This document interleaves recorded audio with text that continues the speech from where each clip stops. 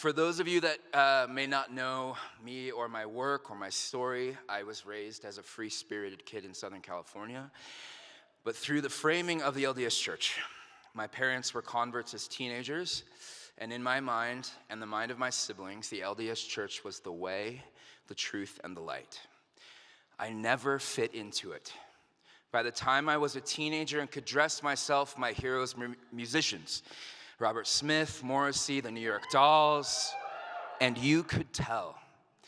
For much of my high school, my hair was fashioned like Edward Scissorhands. I would wear women's jeans and shop thrift stores for tight shirts and hand-me-down leather jackets.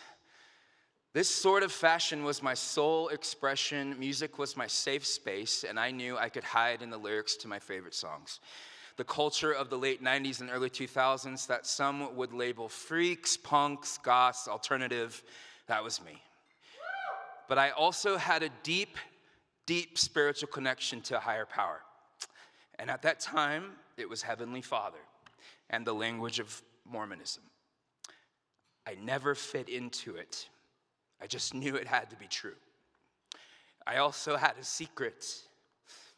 I didn't utter the words "I'm gay" to myself really till after I'd served a full-time LDS mission.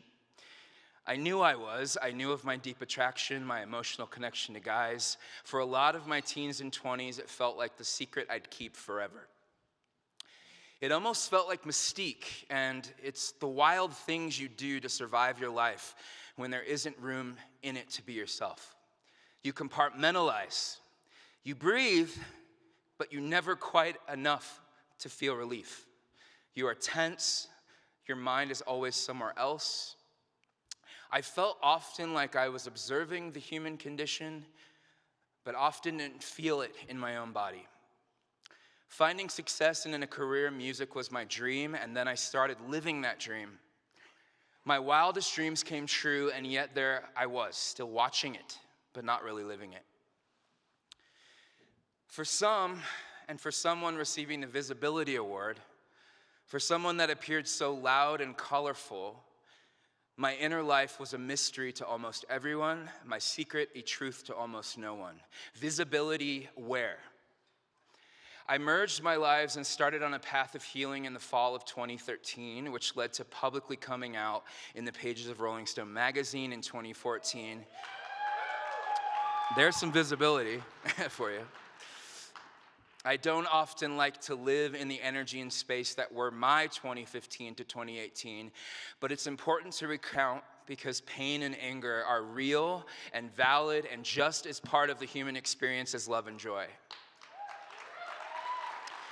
When you devote so much energy and brain space and days of your life to a faith that has no room at all for you to thrive in, when the messaging has always been, you don't exist, and if you do, we will call it something else and tell you to fix it.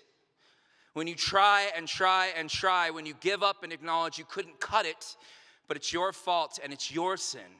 When you find yourself living your dream and even come out and you're now 30 and you're still living like you just can't measure up, that God's plan still isn't for you, that you are somehow a failure for merely trying to survive your life, what do you think that does to a person?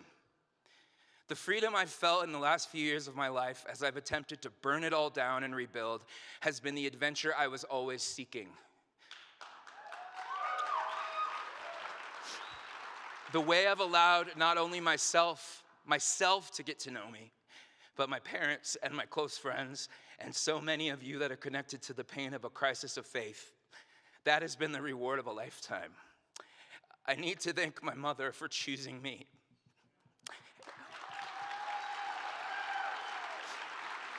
As if you should ever have to choose between your faith and your family.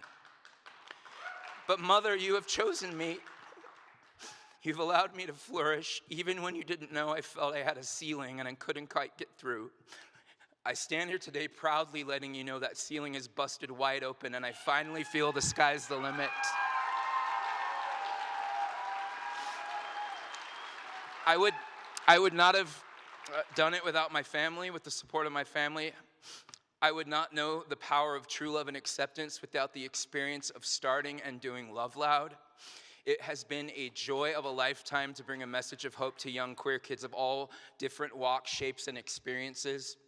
I profess I do not know your individual inner life, but I do know what it feels to be othered, to feel the weight of heaven and hell on your shoulders. Thank you to my Love Loud family for the gift of continuing our mission. I would not have this without the brave and fearless and courageous ones that deserve this visibility award far more than I do. We are living in terrifying times. The concentrated effort to distort and twist the lives and perspectives of trans and non-binary people is abhorrent. The attempts to eliminate us, to demonize us for merely wanting the opportunity to exist and thrive is terrifying. The infighting in our community is a cancer. We must band together, learn from one another, prop up those that need propping up, and recognize that there is a concerted effort by those that don't understand us to make us invisible. Their agenda is fear and hate. Our agenda must be love and acceptance. Our gay joy, our lesbian joy, our transgender and non-binary joy must be the weapon we choose. And when it's time to be angry, we will get angry, but never let that anger rule over you. The biggest and possibly most cliche thing I've learned in this whole experience that is my life is love wins.